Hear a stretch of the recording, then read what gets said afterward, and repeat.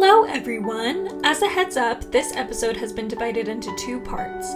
You are now listening to part 2. If you haven't listened to part 1 yet, please go back and do so before continuing forward. We hope you enjoy. So I really like that moment for that purpose, but then they do end up taking Loki back to the hovercraft thing, and they put him in this big cage that was meant for the Hulk, so it's a really, really tough cage to break out of. And of course, he's being very grandiose and dramatic still. He's talking to Nick Fury, just explaining, you guys all want to be ruled by me, you just don't think you do, all of that jazz. I'm real power.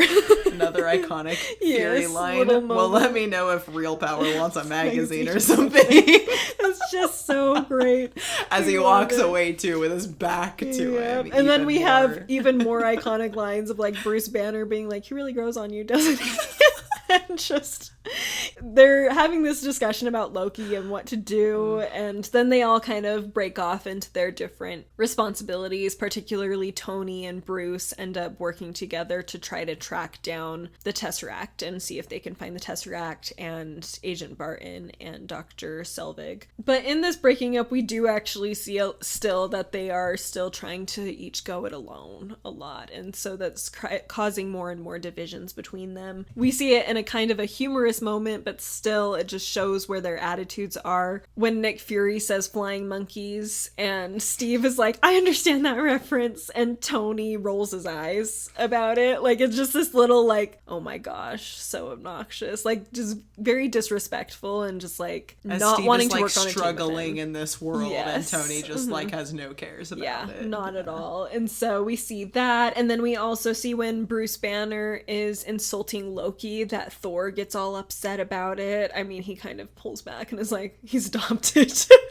He's like, well, okay, but he's not. He killed 80 people in 2 days. He's adopted. Again, so many great lines. But we do see like this little division there. It's not a big one, but it's just enough to kind of just. They're just not. Yeah. They're just not on the same page. No. That's what I feel like. We're like they're even like we all have the goal of stopping Loki, but everybody's still like kind of fighting their own mini battles. Yeah, and they all still have slightly different agendas. Yeah, like you mentioned, they don't with agree on things. Loki's team is all working from different agendas, even if they have a similar goal. Very similar with the Avengers to start with. Yeah. Tony wants to uncover what S.H.I.E.L.D. is doing, and Thor just wants to get Loki out of there, and Cap wants to prove himself, and they all like have these things. Bruce just wants to get himself out of there. Bruce wants to get himself out I don't want to be here. That's real. Natasha just wants to get Clint back. Like, none of them are doing the same thing, and none of them really trust each other because they all know that they're doing different things. Yes. Which is very poignant in thinking about the Gathering of Israel, like how often our agendas a little bit different. Like, I want to save my family, I want to save myself, I want to do this, I want to accomplish this and this and this, I want to be blessed this way, I want to be blessed this way, without looking at that bigger picture of what we're actually fighting for, and that's worth it. That's worth all of our agendas, is to reach for what everything God has to offer. We continue to see the divisiveness as Steve and Tony have an argument about like what's appropriate. Steve's still very much in that soldier mindset. He will do what he's told. He does have a little bit of that, someone tell me what to do and I'll just do it, and I know how to do it well, and if I need to bend the rules a bit, I will if it's really needed, but I'm not going to seek out that as much. Whereas Tony's like, I don't believe anybody. I don't trust anyone. I'll follow what somebody tells me to do if I already had the idea to do it. And I need all of the information behind the scenes, even if they don't want to give it to me. So Tony's hacking into S.H.I.E.L.D. systems, trying to figure out all of the secrets that they're hiding and stuff. Which, to Cap's credit, he does say, okay, Banner and Stark are like kind of on the same page with this. I'll go do my own investigation. I don't understand this computer stuff, but I can go break into this room and find out what's going on. He does. And I love that he becomes the leader of the Avengers, and he's kind of the first one to be like, okay, even though this is maybe out of my comfort zone, I feel like he at least respects Banner. Yes. He has respect for Banner, and Tony Stark, he knows, is really intelligent. Yes. And so if they're in agreement, then there's something to it. Yes. And he's kind of like, well, well, you're probably right. And so he does use his own strengths and is like, okay, let me see what I can figure out using what I know and can do. Yeah. And so he does start. There's a reason he's captain, exactly, right? And he's the first one to try to make that move towards like unity a little bit more. Yeah, and figure that out. So we have all that, and then they discover that S.H.I.E.L.D. has been working to make weapons with the Tesseract, and of course this is very dangerous. They would be highly developed, dangerous weapons, and so there's this big argument breaking out about that and the appropriateness of that. Natasha goes off and manipulates Loki into informing her that he's trying to get the Hulk to wake up to ruin and destroy their plans and their team. So she's going in really concerned about Bruce and where he stands, and the way Loki's been talking has been manipulating Bruce to think a certain way, and so it's kind of this big mess. Again, everybody on different pages leading to them arguing, and so they have this big argument. And this argument is really interesting. I feel like there's kind of a lot of things they say, like they're all talking over each other by the end of it, or they're like, at first it's kind of like one after the other really fast, and then it becomes just all of them arguing, which was very well done by the director, by the way. But the way that transitions, I love the way it's a really impressive argument, especially leading into what comes next. Yes. And with some of the lines are actually pretty poignant to different ideas and themes that are running through all of the Marvel films. One that stood out to me early on in that conversation, they asked Fury why he was making weapons of mass destruction with the Tesseract, and he says because of him, because of Thor. And Thor's like, me? And they talk about how, you know, he came in, he had this grudge match that leveled a small town, like it was a huge... People from outer space were just coming and attacking a village. Like, we needed to figure out how to deal with that. And it's interesting, Thor has a couple lines throughout this story. He has, a little bit earlier, he's having a conversation with Coulson that he kind of brings it up, of just this idea that more knowledge means more danger, because more people recognize you as a threat as you gain knowledge. And I think that's a key. This is kind of a tangent, but connected to the idea of Gathering of Israel, as far as Satan doesn't want us to understand things, because if we understand things, then we're more likely to choose the right, which means that in turn, as we gain more knowledge, Satan's going to work against us even more. And we start to see that amongst these guys as well, as in this movie and other movies, that the more knowledge they all have, the more their weaknesses show, which just allows them to grow. But it is kind of an interesting dynamic that Thor shows just by being from another planet and being part of that gaining of knowledge, which I really liked in this story. It's an interesting concept. I try not to do it too often, but I kind of have this reflex whenever people in the gospel say, like, oh yeah, the gospel brings so much, like, joy, and life is so much easier when you follow the gospel. Like, those two things, it kind of like triggers something in my mind automatically where I'm like, does it? It? Like, if I totally, like, the gospel certainly overall brings much more joy and certainly peace and comfort into our lives. I don't know. I think there are a lot of ways that, like, the gospel makes life a lot more difficult, and I think that's okay, and we shy away from that idea sometimes, because it's like, oh yeah, like, it'll, you know, share your yoke and your burden and all this stuff. But you're totally right, like, the adversary works against us as we strive to follow God, and so the more we're following God and the more faithful we are in that, the more we're going to be berated by challenges and temptations with him trying to bring us down. And I think a lot of times following the gospel makes for a more difficult and more stressful life. And like you've said, it's worth it, you know, like it's worth it in the end to fight that fight. And overall, again, I don't want to say like, yeah, life sucks when you follow God. Like, overall, like, the commandments protect us for sure. I 100% believe that. And there is more joy in following God, and certainly peace. That's the biggest thing for me, probably. But yeah, it's just, I think it can be dangerous to fall into the trap of like, oh yeah, if I'm following the gospel, then I should just be happy, or my life should be easy, because it's not gonna be. No. And then you can be discouraged and disappointed. And in my case, like, think, you know, what am I doing wrong, and what am I missing, and what do I need to make better, as opposed to, I'm doing things right and this is just hard. Yeah. Mm-hmm. And now I can't remember exactly what we were talking about. It made me think of that, but I know what you said made me think of that idea. No, yeah, that's great. Yeah, I just talked about how more knowledge means, yes, and understanding means more attacks. Yes. It's a sign that you're doing something right. Yes. That is a wonderful, positive way to look at it. Remember that in the moment. Said than done. Yes, you'll still probably be a little upset or just struggling, but which is allowed. Yes, but it gives you a reason to keep going and just hope that eventually things will improve. Yeah, it's easier than why is this happening to me and what am I doing wrong and what's wrong with me? It's easier than or those not thoughts. Being a part of the gospel and being like, oh, I'm alone in this, and what's the purpose? Yeah. Mm-hmm. Yeah, so this, like you were saying, I'm so glad that you said it, because I was just like, it's kind of a funny thing to say, but I was just in awe of like how well done this argument was. Because it's not even like, nobody's like screaming and shouting. It's literally like milling about. Like, it could not even be an argument. It could just be like a large gathering of people making a lot of noise. They're all just kind of like talking to a couple people and like all these different conversations and just chattering.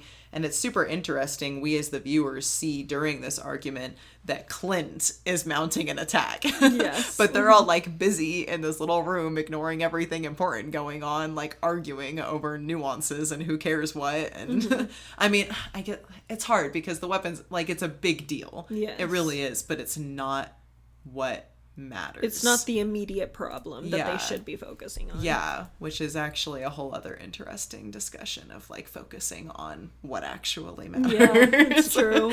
But that's not our gospel principle. And so we see this division among them and this lack of being on the same page allow Clint, honestly, like, painfully easily to come in and just shoot the place and destroy this ship. Yeah, so we see everything go south and nobody's even kind of ready for it. And it's interesting that Loki's plan hinges on Bruce becoming the Hulk, because the Hulk is mindless and will turn against anybody. It's like his whole plan hinges on this really important division. He knows that everybody is kind of like fighting internally, and so they're not paying attention, and he can use that to get the person who will turn completely against them. And that's what will make them in a fall dangerous apart. way. Because in a dangerous not way. only does he turn against them, but he's also the Hulk. Right.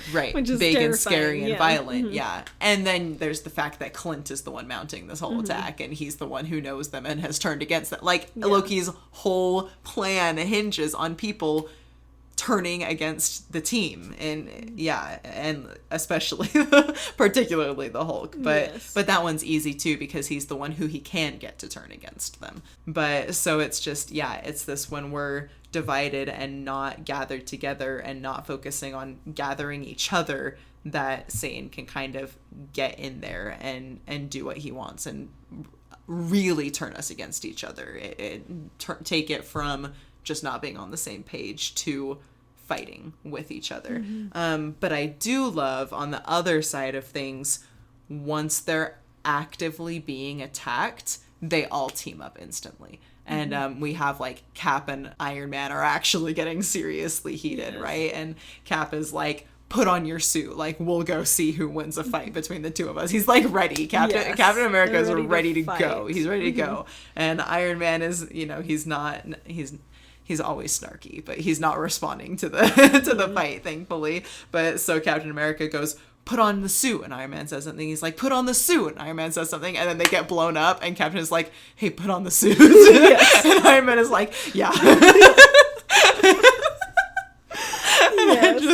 And I love that. It's this like immediate switch and focus, and it's like we're struggling with each other, but I know that these people here ultimately want the same thing as me, and so we're able to band together and come together when the battle really calls for it. Another quote from that "The Lord Needs You Now" talk, M. Russell Ballard says, "Remember, we are at war, but not a war of guns and bullets. Nevertheless, the war is real with countless human casualties." And I was just thinking about, like, Christ tells us all the time to always be ready, right? There are multiple parables about, like, be watching and be ready, and we can't do that when we're fighting against each other. Like, we have to be focused on gathering and not division. And maybe that's not a great analogy, like necessarily with the gathering of Israel, but the gathering of Israel happens on all levels, right? It starts with ourselves, and then within the gospel, and then people outside of the gospel. So I think it is an important aspect of it, but they forgot that they were at war in that moment, and they just kind of assumed that they were safe and that they had time for this. And we sometimes forget that we're at war in this moment right now. If there's something that Satan can do to get you to let down your guard and let him in, he's going to, no matter where that comes from. And he's doing it to the person next to you as well. And that's why we all need to be ready and to be on that same page and trying to get other people on the same page right along with us.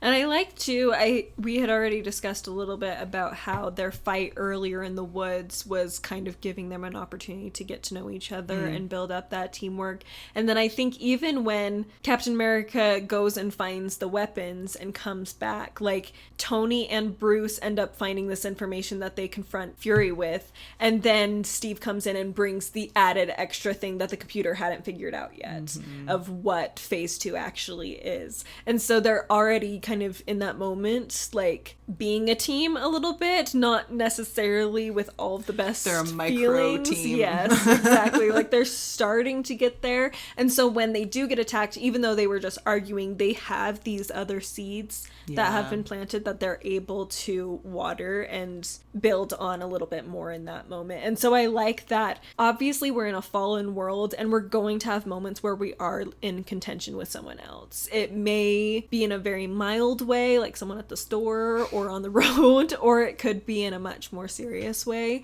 And we let our emotions and our egotism and egocentrism get the better of us. But as long as we're making sure every moment we can, we're creating those seeds and learning from those experiences that, like in the talk, I was reading that each difficult interaction being an opportunity to learn to love each other at a deeper level. As long as we're taking those difficult interactions and learning from those and hopefully creating better interactions from them, we're going to be able to create situations where we can unify a lot faster than we would have in the past if we didn't take those opportunities. So I think it's important that we remember the gathering of Israel is not just about all of the time being unified. We want to get to that point, but it's not going to be possible because we're imperfect still. It's an idealized version. Exactly. Yeah. But part of the gathering is training ourselves to trust each other just a little bit more and more and more, and learn to be on the same page, that divine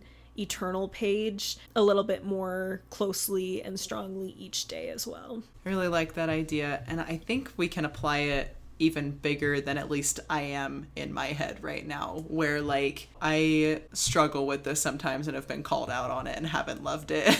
But you know, it can be easy sometimes to have that like us versus them mentality, right? And we want to gather, but like if they're not being gathered, then they're them. A little bit. But I like this idea of like sowing what seeds you can, even if you're not perfectly on the same page. And I think I often say in like political stuff, you know, when I'm trying to like mediate and like see both sides, one thing that I say a lot is that I really think that most of us are just trying to do what's best for everyone else. I really do. You know, most of us want what's best for everyone else, and we just have different ideas of what that looks like. And that's certainly true of the Avengers as well. Like obviously they all want what's best for everyone. And so I think recognizing that like most everyone outside of the church or outside of Christianity or outside of whatever group you're a part of wants what's best for someone else. And that, if that's your seed, then why not? Like that can be your seed, and anything in common and anything leading towards that goal, those are seeds that we can work on watering and come together to fight bigger problems. If that, I don't know if that makes any sense. No, that does. But... That's really good. Yeah, I love that. I think often we think the gathering of Israel as being like, we are converting people to the gospel, we are making everybody an active member of the church, and that's part of it, but that's coming from places of little, like we said, seeds of building upon what we can to unify ourselves with other people within the bounds of the gospel, obviously, and Right. working through the teachings of Jesus Christ to God's accomplish laws. accomplish that. Anything we can do is part of gathering Israel. Anything, connections and positive interactions we can have is part of gathering Israel, which is just much more encouraging. Like, it makes me feel like I can do a lot more than I thought I could before, knowing that it is little things that create the gathering of Israel in the long run. Actually reminds me of a meme that someone showed me. I think it's from Infinity War. Okay. I was like, oh yeah, that meme idea fits perfectly. And then I was like, wait, it's Avengers too. It's double perfectly. Even more perfect. When it was in 2020, when coronavirus was like nutso, right? Top peak, a friend of mine showed me this meme. I'm gonna remember it wrong, but I think it was the shot with like everyone, right? Epic shot. Everybody's fighting and like running at the enemy, right? Yeah. And so it had like on all of the Avengers and the Wakanda soldiers and like it said it had these groups. It was like Christians, Muslims, blah blah, this and that. It was like all of these different. I don't think it was LDS, so I don't think it said like whatever. But it was like lots of different religious groups, and then a couple of other groups and everything. And then on the other side was coronavirus, and it was this idea of like coming together in like fasting and prayer. And just, you know, as much unity as we could during COVID and lockdown, but coming together in all the ways that we could to fight against like everything that was going on. And it was kind of a funny one, but just a cute unifying gathering idea, right? Where it's like we have our differences and our opinions, but it was that moment, right? The battle moment, like when it mattered, when we were all being hit. Yes. That it was like, okay, it's all time to come together and act together. And build on those. Yeah, and that's just what we need to be striving to do more often, and not when the engine is exploded. Yes, ideally. Not just when the engine is exploded, I should say. Ideally, always.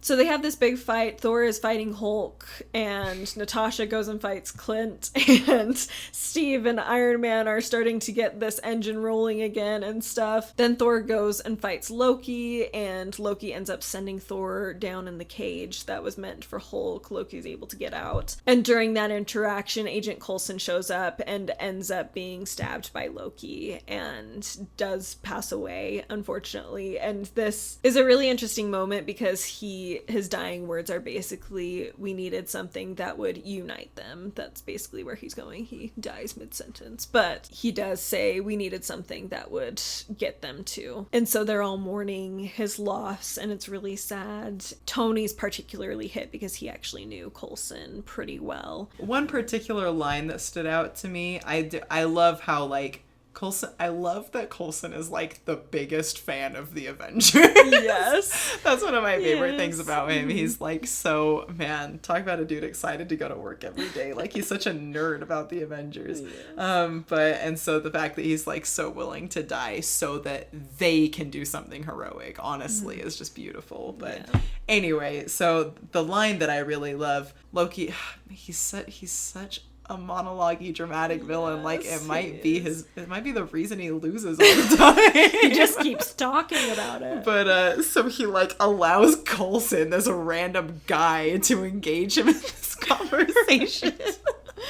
Because Loki's so self-assured that like Coulson is no threat, right? He's like he's so above him and he's already dying, and so he's like, you know, it doesn't matter that he has this giant weapon pointed at me and he's still conscious, like he's not a threat, whatever. And so Loki, he says specifically, your heroes are scattered, your floating fortress falls from the sky, where is my disadvantage? And I don't necessarily have like any profound thoughts on that. I just love that he like actually used the word scattered. Like Loki's whole goal, he really is just such a perfect Satan archetype in this movie. Like his whole goal is to scatter and divide, and they're the scattered tribes, and they are not working together, and they are more than he realizes at this point. But but he's like, yeah, everything is like your heaven is descending and your heroes are scattered and nothing is going your way. Where's my disadvantage? But it's also beautiful us knowing that like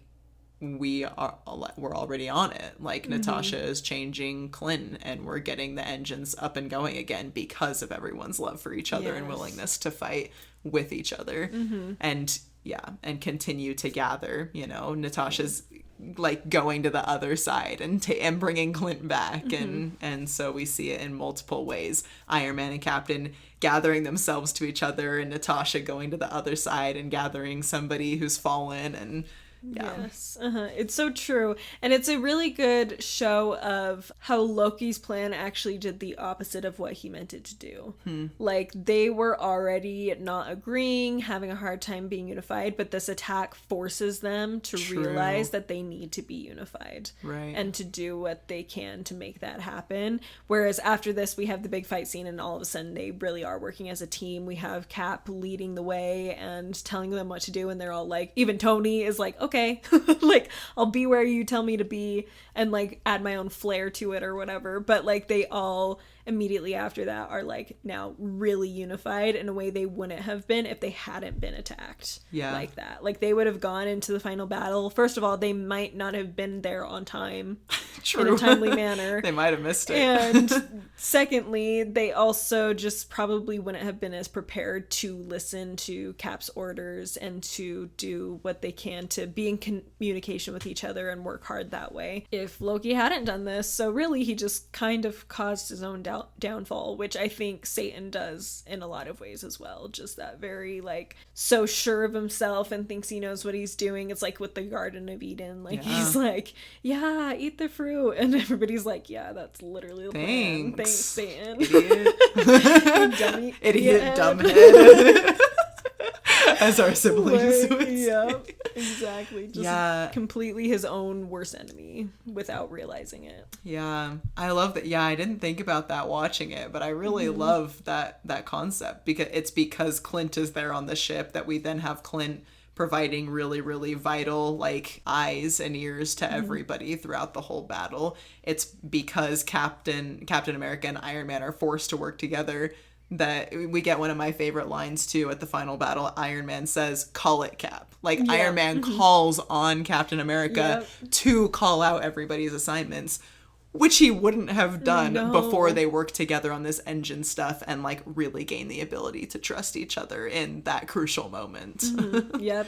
And they learn each other's strengths as well in that moment. So he like knows, he's like, Captain America is a way better leader than I am. Like, no matter what, I like being bossy and doing my thing, but like, he knows in that moment, like, Captain's going to be the best one to lead us and organize us strategically and all of that jazz. Captain America too learns, actually, this is probably the one thing I would change about the movie. Captain America learns that Tony is willing to make sacrifices and do what it takes, because he doesn't really trust Tony before that to do that, but he sees in this like survival mode that Tony is actually the most self-sacrificing person on this team, honestly.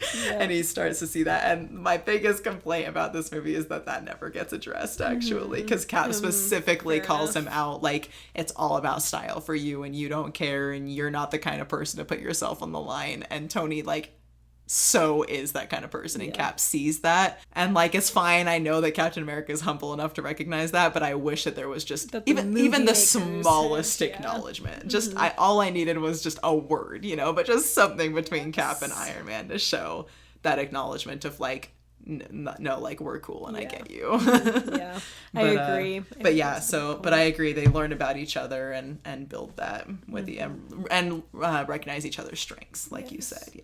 And I think that's so key to why we're organized into like wards and stakes, is it gives us a chance to understand who's on our team and in our area and who can work with us in different ways. Like, I think there's a value in our callings being not just opportunities for us to serve in the ward, but also opportunities for us to connect with other people and understand their strengths so we can better work as a team in gathering Israel in our area. So think about that as you're fulfilling your callings as well. I think that's a really important thing to remember. And reasons why no calling is above another one, right? Like, if somebody's better at leadership, that doesn't mean that a leadership calling is better than another calling. It means that person is a good leader. Yes, exactly. Like, and that's you all. wouldn't And that's say good. Captain America is more important than Thor or Iron Man, because that would be them. silly. Yeah, that would be stupid and wrong. Like, he's just the leader because he has skills that allow him to do that. He's but the others have yeah. skills that allow them to also be a major part of the fight. Yeah. Yeah. Captain America, he couldn't have done honestly any of the other things that anybody else did. Yeah, like Thor is able to, he's the most powerful call on down the team. lightning. Like, yes, he literally can do a lot of damage. We have Tony, who's really good at technology, and so he's able to catch the nuke that's coming in a way that the others probably wouldn't have been able to, because Fury knows that he can connect with Stark, that Stark can fly, and that he'll be able to strategize really fast and figure out a solution because he's a problem solver. Whereas Thor, even though he can fly, he wouldn't have been as easy to contact and as easy to like understand what's going on. Like, he doesn't know about Earth stuff. I love that moment when Fury is like, Stark, there's a missile coming, and Stark is like, how soon? Yes. It was like a what do you need moment. Like, I was like, oh wow, like he didn't question where did this missile come from, what is it, what's happening. He said, how soon? I got it, I'm flying it away. Like, the man who needs all the answers that. knows in the moment, like, this is not the time to ask. It does not matter. We're gonna figure this out. We gotta take care of this. Yeah. The last thing that I really, really love about this is the last quote that I'll bring up from this movie. I love it. Where Clint is the eyes and ears, right? And he tells Tony, so Tony has said, like, we're not soldiers. I'm not a soldier in his fights with Captain America, right? He does not identify with that. That's not him. He does his own thing. The one thing he never denies that Cap says is you're all about style. Because he knows it. Yes. But so he's communicating with Hawkeye, and Hawkeye says these alien, I don't know if it's the aliens or the machines they're riding, whatever, they have a hard time banking, so they're not great at making really sharp turns. So he's like, so find a really sharp corner to take. And Tony goes, I will Roger that. And it's just this funny random little, like, he knows what he's supposed to say. He knows he's supposed to say Roger that, but he can't just say Roger that. And I think there is a beautiful lesson here. Like, you know, he has to put his own spin and flair on it, and he can't like fully just like he's like, I'm doing this because I'm choosing to do this, not because you told me and to. I'm gonna do it my own way. And in my own time.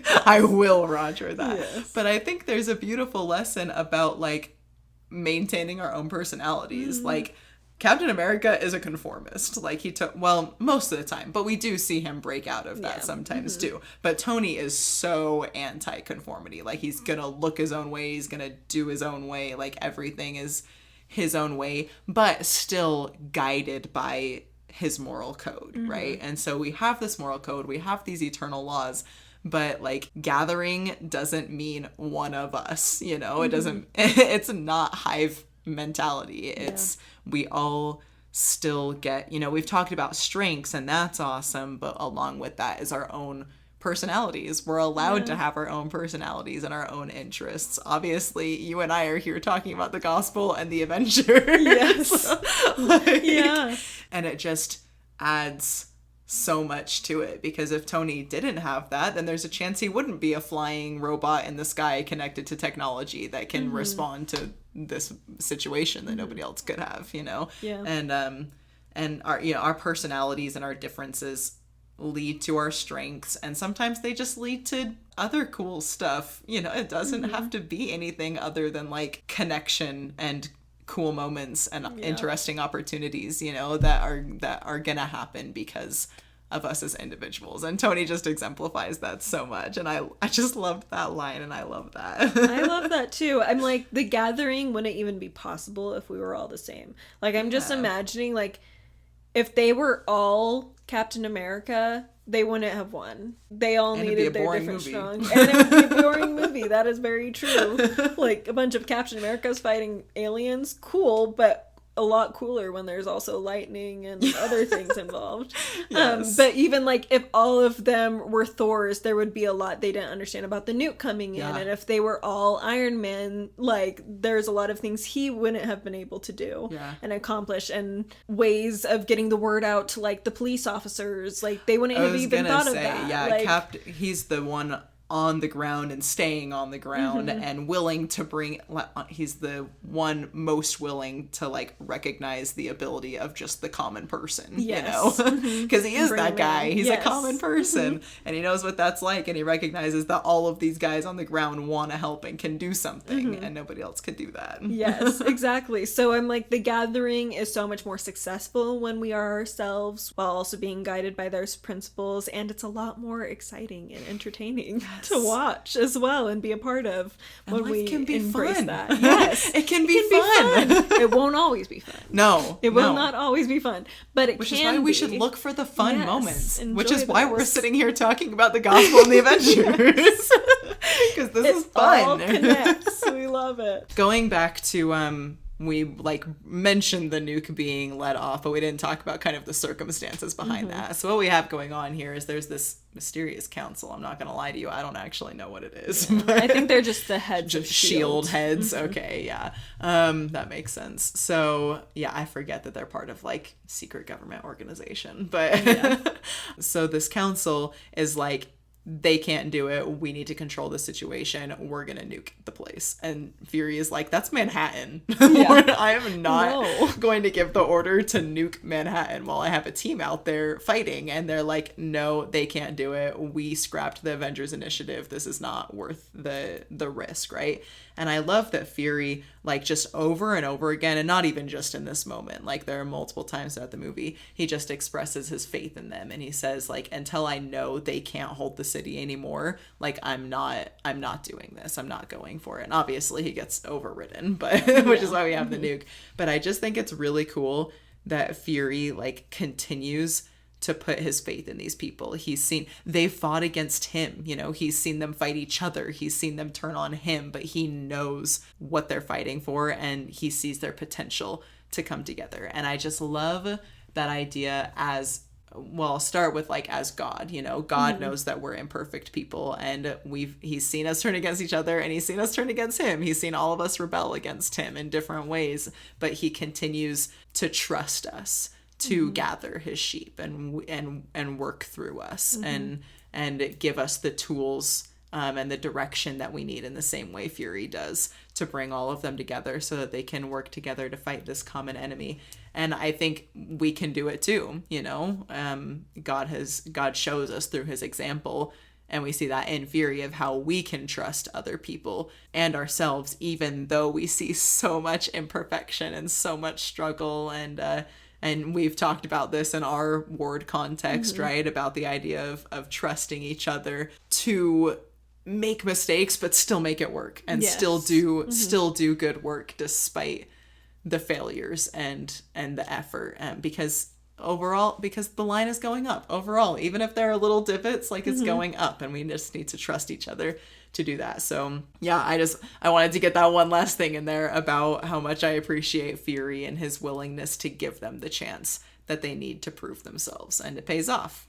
Just like it can for us. Yes. I love that. My last note is actually after the final battle, when he is talking to them, the same council, and they're like, where's the Avengers now? And he's kind of like, you know what? I think they deserve a leave of absence. I think they're fine. And actually the quote I have is from after that, he's talking to Agent Hill, and she kind of brings up some similar concerns of like, what if we need them again? What do you think? Like, shouldn't we be tracking them at least? Kind of a thing, which is what the council was kind of saying. And she says, what makes you think that they're going to be here if we do need them again? And Nick Fury just immediately is like, because we'll need them to. Like, he knows that they have those desires to be a part of the saving work that S.H.I.E.L.D. does, and that they need to do as they need to do it. And so I love that you brought up, within God's kingdom, we just need to be willing to trust each other, to have our own journeys, and to make even small differences that can be magnified by God. I think especially within leadership in the church, it becomes really easy for people to be like, oh, they're not a very good leader, or, oh, I don't like that they said this or did this, forgetting that God clearly trusts them enough to put them there. And even if they do mess up, clearly God had a reason for putting them there, and that he needed them to play that role for some reason that maybe you didn't see, and maybe all you saw was the bad that came out of it. Don't forget that there was probably good that came out of it that was worth it to God, and it should be worth it to you, even if you don't necessarily agree with all of the decisions made by someone. That doesn't mean condone their mistakes or anything like that. Obviously, everybody's imperfect still, but realizing that there's still good to be had is what is key to Gathering Israel, is that there's still good to be had from us reaching out and doing good, making connections and helping people, and also from us trusting other people to be able to do their own bit as well. I wish I had been able to remember to look at this talk a little bit more and pull out even more quotes, because it was really, really a great talk. But something that I do want to end with is describing how we can gather Israel that I think is reflected a lot in what we've talked about. Sister Runia says, it's the Savior's work to bring our loved ones back. It's his work and his timing. It is our work to provide the hope and a heart they can come home to. She then goes on to say, and when they pass to the other side of the veil and draw close to that loving gravitational pull of their heavenly home, I believe it will feel familiar because of how they were loved here. And I loved that idea. Just to say love again. The way we love people here should be in accordance with the way Christ loves, because that's what's going to prepare them to meet God in the next world and to meet Christ. Even if they don't fully understand here, like none of us will, showing that Christ-like love is what's going to help unify us the best. And I think I know I can do a lot better to remember that in my day-to-day experience, that is the true foundation for everything we should be doing here. So, any last-minute thoughts, Kariana, on any of that? Oh, I'm good. Okay. Thank you for listening in. We hope you enjoyed it. Don't forget to subscribe and like or give a review depending on where you're watching/listening. We hope you also will follow us on Instagram, as we would love to see you over there. We have a lot of great things going on there at God in All Things. Also, if you want to see what I'm reading just casually, you can check out my other channel, Good Strong Words, on YouTube. I have a lot of fun over there. And I think that will do it. So thank you again so much for watching, listening. We hope you are having a wonderful week. Keep remembering to see God in all things, and we will see you next time. Bye! Bye!